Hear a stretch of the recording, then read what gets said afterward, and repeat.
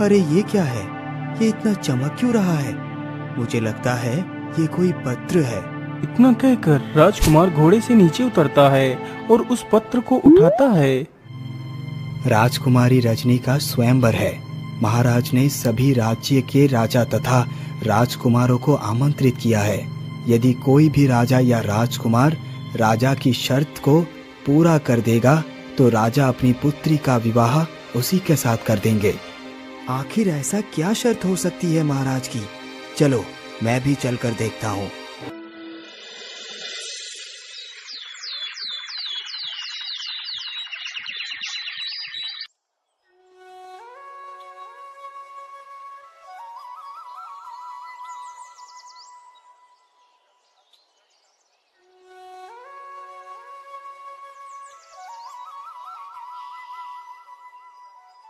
हमारे निमंत्रण को स्वीकार कर आप सभी लोग हमारे राज्य महल में पधारे।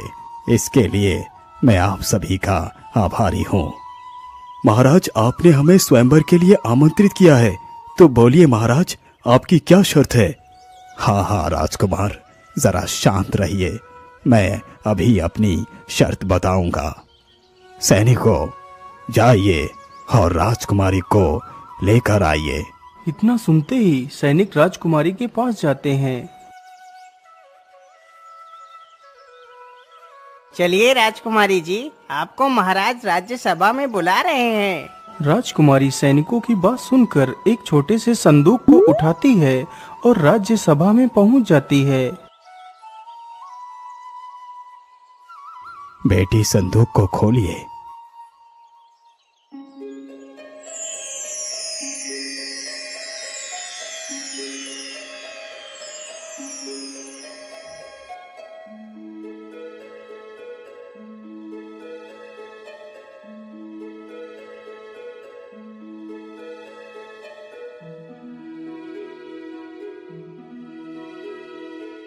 अरे ये क्या है? मुझे तो लगता है कि ये कोई कीमती हीरा है। अरे नहीं भाई, इस हीरे की चमक को देखकर तो ऐसा प्रतीत होता है कि ये कोई जादू ही हीरा है। राज्यसभागण, सभी लोगों ने इस हीरे को तो देख ही लिए होंगे। इसी से जुड़ा है मेरी पुत्री का स्वयंवर। लेकिन महाराज, इस हीरे का आपकी बेटी के स्वयंवर से क्या संबंध है? इस हीरे का संबंध यही है और यही मेरी शर्त भी है। यदि कोई राजा या राजकुमार इस हीरे का जोड़ा लाकर मुझे देगा, वही मेरी पुत्री का पति बनने का काबिल होगा। लेकिन महाराज, ऐसा हीरा पृथ्वी पर मिलना तो असंभव है। और महाराज, मुझे ये भी लगता है कि ये हीरा कोई साधारण हीरा नहीं है। हाँ, ये तो मैं भी जानता हूँ कि ये कोई साधारण हीरा नहीं है, लेकिन मेरी शर्त यही है। यदि महाराज आपकी शर्त यही है तो इस शर्त को कोई पूरा नहीं कर सकता। इसीलिए मैं अपने आप को इस स्वयंवर से बाहर करता हूँ। हाँ महाराज, आपकी शर्त को मैं भी पूरा नहीं कर सकता, इसीलिए मैं भी इस स्वयंवर से बाहर ही जाता हूँ। इसी प्रकार धीरे धीरे राज्यसभा में उपस्थित राजा व राजकुमार सभी लोग राज्यसभा छोड़कर चले जाते हैं, सिवाय एक राजकुमार के। महाराज, मुझे आपकी ये शर्त मंजूर है। मैं ढूंढ कर लाऊंगा उस रहस्यमयी हीरे को, इसके लिए चाहे मेरी जान ही क्यों न चली जाए। महाराज, आप मुझे जाने की आज्ञा दीजिए। मैं आज ही उस हीरे को ढूंढने के लिए जाता हूँ। हाँ पुत्र, तुम जाओ। तुम जरूर इस मकसद में कामयाब होगे। राजा की आज्ञा मिलते ही राजकुमार सिद्धार्थ हीरे की खोज में निकल पड़ता है। राजकुमार सिद्धार्थ बहुत ही वीर और बुद्धिमान था। मैं उस हीरे को तो ढूंढने के लिए निकल पड़ा हूँ, लेकिन हीरे का तो कोई पता ही नहीं। आखिर मैं उस हीरे को कहाँ ढूंढूंगा? मैं ऐसा करता हूँ, किसी ऋषि या मुनि के पास चलकर पूछता हूँ। वो इस हीरे का पता जरूर बता सकते हैं।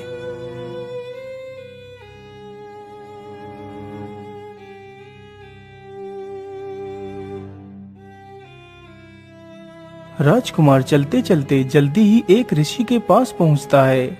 बाबा, आंखें खोलिए बाबा, मेरी सहायता कीजिए बाबा। अरे कौन हो तुम और तुम इतना परेशान क्यों लग रहे हो? क्या बात है? बाबा, मैं बड़ी ही दुविधा में हूँ। फिर राजकुमार अपनी सारी कहानी उस साधु को बताता है। पुत्र, वो हीरा कोई साधारण हीरा नहीं है, वो एक जादुई हीरा है। उस हीरे को पाना इतना आसान नहीं है। बाबा, उस हीरे को पाने के लिए मैं अपनी जान भी दे सकता हूँ। यदि वो हीरा मुझे नहीं मिला तो मैं अपने प्राण त्याग दूंगा। अरे नहीं पुत्र, तुम ये कैसी बात कर रहे हो? ये बात तो कायर लोग करते हैं। यदि तुम उस हीरे के लिए अपनी जान भी दे सकते हो तो मैं तुम्हें नहीं रोकूंगा, लेकिन उस हीरे का पता मैं तुम्हें नहीं बता सकता। उसका पता तो तुम्हें 7 रंगों वाला पक्षी ही बता सकता है। लेकिन बाबा, वो 7 रंगों वाला पक्षी कहाँ मिलेगा? पुत्र, वो 7 रंगों वाला पक्षी का जोड़ा तुम्हें कुंभी नदी के किनारे एक पेड़ पर मिलेगा। वो पेड़ ही उन दोनों का बसेरा है। लेकिन बाबा, ये कुंभी नदी कहाँ पर है? बेटा, तुम यहाँ से सीधे चले जाओ। तुम्हारे सामने एक पहाड़ी आएगी। पहाड़ी के उस तरफ ही वो कुंभी नदी है। बाबा, आपका बहुत बहुत धन्यवाद। अच्छा बाबा, मैं चलता हूँ। इतना कहकर राजकुमार वहां से निकल पड़ता है।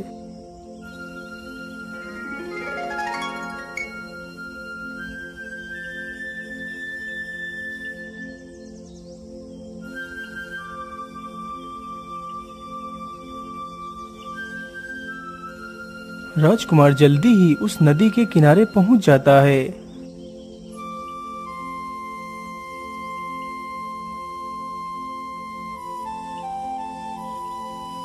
मुझे लगता है यही वो नदी है जिसकी बात साधु बाबा कर रहे थे। चलो जल्दी से पेड़ के पास चलता हूँ। इतना सोचकर राजकुमार जल्दी ही पेड़ के नीचे पहुंच जाता है।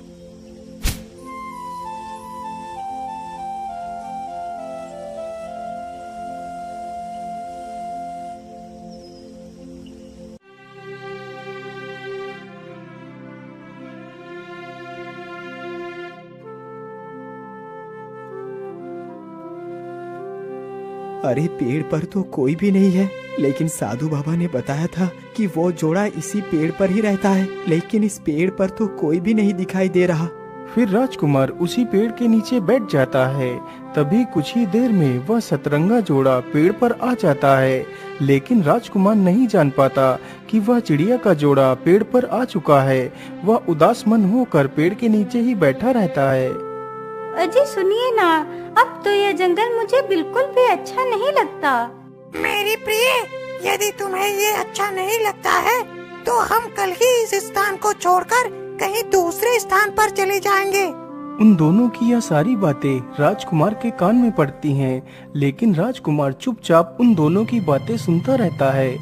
स्वामी, अपने पेड़ के नीचे ये व्यक्ति कौन बैठा है? मुझे तो लगता है ये बड़ा ही दुखी है।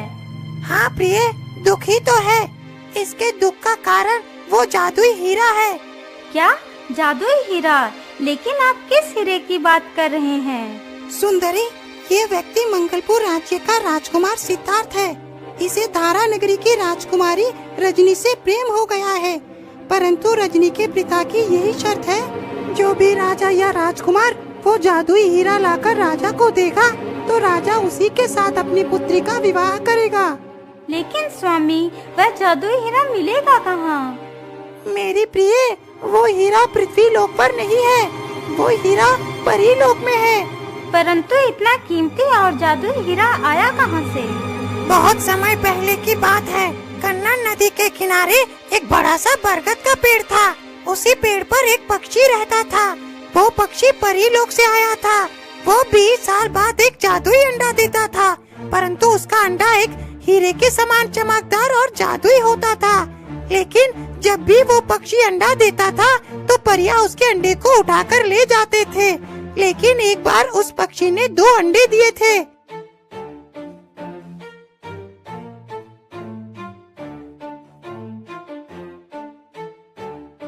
ओहो, इस पेड़ के नीचे तो कितना मधुर छाया है। चलो इसी पेड़ के नीचे थोड़ा सा आराम कर लेता हूँ, फिर आगे का सफर तय करूँगा। इतना सोचकर राजा उसी पेड़ के नीचे रुक जाता है। तभी बरगद के पेड़ से वह चमकदार अंडा गिरता है। अरे ये क्या है? ये तो कोई कीमती चमकदार हीरा लग रहा है। चलो मैं जल्दी से इसे उठा लेता हूँ।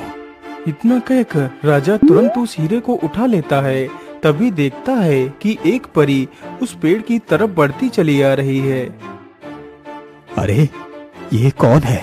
मुझे तो लगता है ये कोई परी है। चलो मैं जल्दी से इस पेड़ के पीछे छिप जाता हूँ।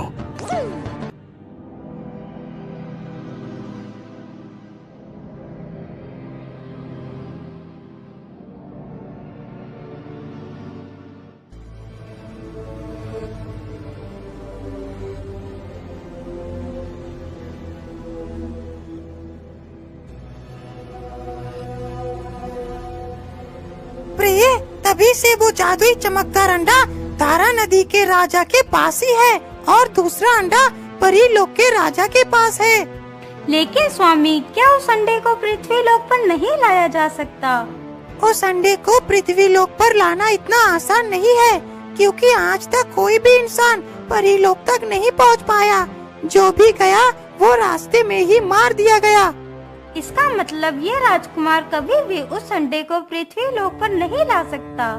हाँ प्रिय, तुम सत्य कहती हो। वो अंडा किसी इंसान के बस में नहीं कि उसे पृथ्वी लोक पर ला सके। पक्षी की आवाज सुनकर सिद्धार्थ से रहा नहीं गया। वह तुरंत ही उठ खड़ा होता है। हे सतरंगी पक्षी, मुझ पर दया कीजिए। कृपया कर मुझे उस अंडे तक पहुंचाने का मार्ग बता दीजिए। यदि मुझे वो अंडा नहीं मिला तो मैं रजनी से विवाह नहीं कर पाऊंगा, और यदि विवाह नहीं हुआ तो मैं अपने प्राण त्याग दूंगा। अरे नहीं नहीं भाई, तुम जान देने की बात मत करो। यदि तुम वास्तव में अपनी जान की परवाह नहीं करते तो मैं तुम्हें वहाँ जाने की मार्ग बता देता हूँ। लेकिन ध्यान रखना, तुम्हें रास्ते में बहुत सारी मुश्किल का सामना करना पड़ेगा। हे पक्षीराज, मैं राजकुमारी को पाने के लिए किसी भी समस्या से लड़ सकता हूँ। यदि ऐसी बात है तो फिर तुम जरूर अपने मकसद में कामयाब होगे। मैं तुम्हें अपने 2 पंख देता हूँ। जब तुम परीलोक पहुँच जाना तो तुम्हें इनमें से एक पंख को जलाकर उसकी राख को अपने शरीर पर मल लेना है, तो तुम्हारा रूप देवताओं के समान हो जाएगा। और जब तुम वहाँ से वापस आ जाना तो दूसरा पंख जलाकर उसकी राख अपने शरीर पर मल लेना, तो तुम फिर से अपने वास्तविक रूप में आ जाओगे।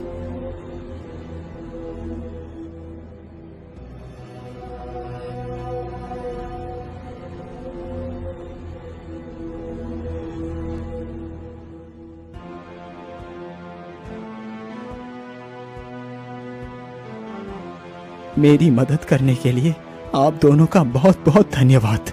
इतना सुनकर वह दोनों पक्षी वहां से उड़ जाते हैं। फिर राजकुमार भी अपने घोड़े पर सवार होता है और वहां से निकल पड़ता है।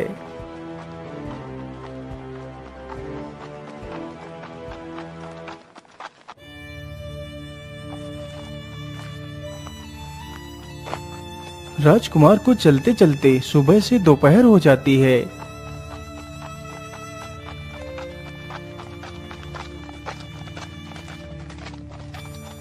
हे भगवान, मैं तो चलते चलते कितना थक गया हूँ। आसपास तो कहीं पानी भी नहीं है।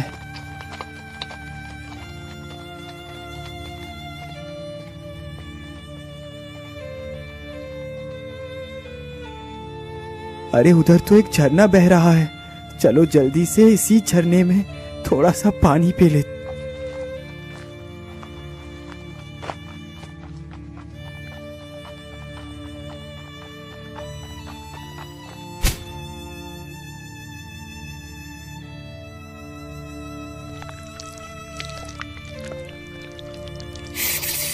अरे रुक जाओ, तुम इस झरने में से पानी नहीं पी सकते।